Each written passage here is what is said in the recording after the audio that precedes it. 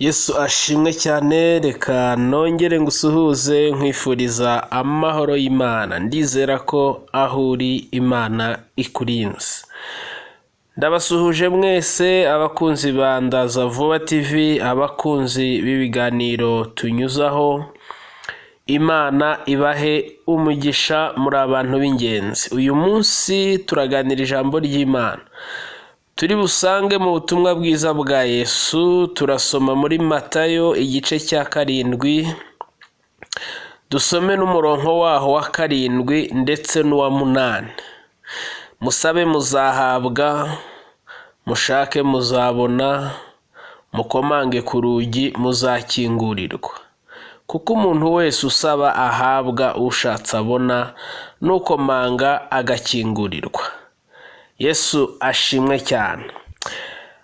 Uyu munsi nifuje kukubwira iri jambo, kukuganiriza iri jambo. Bibiliya yavuze ngo nta mwana wasaba umubyeyi umutsima hanyuma ngo amuhe ibuye, cyangwa se ngo amusabe ifi amuhe inzoka. Imana izi ibintu bidukwiriye, nubwo rimwe na rimwe hari igihe ibyo twebwe dusaba twumva byabanza, twumva byaza ku mwanya wa mbere, biba bihabanye n'iby'Imana ibona bikwiriye. Icyo gihe rero tujye tureka Imana ibyibona bikwiriye aba ari byo iduha, ibyibona bikwiye kubanza aba ari byo iduha. Reka mbabwire inkuru y'umukobwa witwa Nzitukuze, shimira n'abamaze gukurikira inkuru zabanje. Uyu mukobwa witwa Nzitukuze yari umukobwa ukunda gusenga, asengana n'abandi. Hanyuma igihe kimwe barimo basenga, Imana irababwira ngo umuntu wese asaba icyo ashaka. Ababa mu bihe by'amasengesho iyo mvugo barayizi. Abandi basaba ibyari bibari ku mitima, abasabye ubukwe, abasabye n'ibindi. Abakunda gusenga barabizi uko bigenda. Hanyuma uyu mukobwa Nzitukuze mu by'ukuri yakundaga inyama, ku kigero cyaho iyo babaga bari gusenga, basoje gusenga, bagiye kwiyakira, atatinyaga kuvuga ngo ninde umpaye inyama yari kurya, hanyuma akampa ibyifuzo nkabimujyanira ku musozi. Abantu bakabikora bigezo, ariko kandi we yabaga akomeje. Mu by'ukuri yakundaga inyama. Mu gihe abandi bose barimo basaba rero, arangije we abwira Imana ngo Mana umpe inyama. Abari bamuri iruhande baramututse, abandi baramutera inkokora, bamuri ibinyunguti, bamubwira ati koko mu by'ukuri Imana itanze feva, ubu ubonye inyama ari cyo kintu ukwiriye gusaba.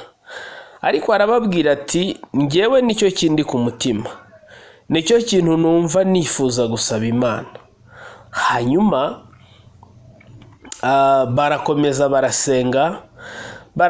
barasenga, hanyuma Imana iza kumanuka mu iteraniro. Ijwi ry'Imana riza kuvugira mu iteraniro riti ntabwo nguhaye inyama, ahubwo ngukoreye ubukwe.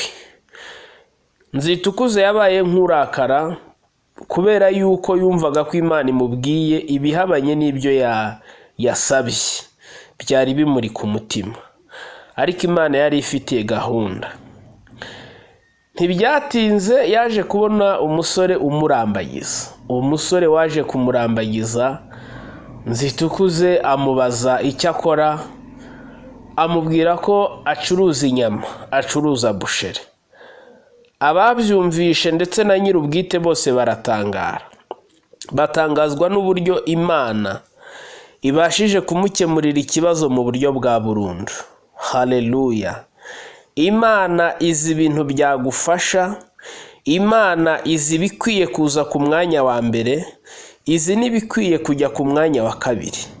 Hari igihe ibyo twumva bikwiye kujya ku mwanya wa kabiri, bambe ku mwanya wa mbere, ari byo Imana ibona bikwiye kujya ku mwanya wa kabiri. Ibyo tubona bikwiye kuba ku mwanya wa gatatu se, wa kangahe se, mbese Imana ikaba ifite ukundi kuntu irimo kubibona. Nshuti muvandimwe warukurikiye ijambo ry'Imana, ese aho ntihari igihe nawe ntihari ibyo wumva bikwiye kubanza, ntihari ibyo wumva bikwiye kuza ku mwanya wa mbere, ntihari ibyo wumva bikwiye mu by'ukuri kuba ari byo byitabwaho cyane? Ndakubwiye ngo Imana niyo izi igikwiye kubanza, niyo izi n'igikwiye guheruka. Uyigirire icyizere, uyigirire icyizere. Iby'Imana yiteguye kutugirira ni byiza, ntabwo ari ibibi. Izi bikwiye kubanza, izi n'ibikwiye guheruka. Imana iguha umugisha, Imana ikugirire neza.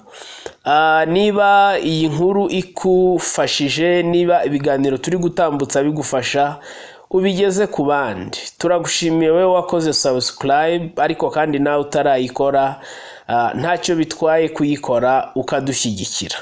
Imana ibaha umugisha, turabashimiye mwese, mukomeze kugubwa neza kuri Ndaza Vuba TV. Ni mwene so Iranzi Alfred. Shalom, shalom, shalom.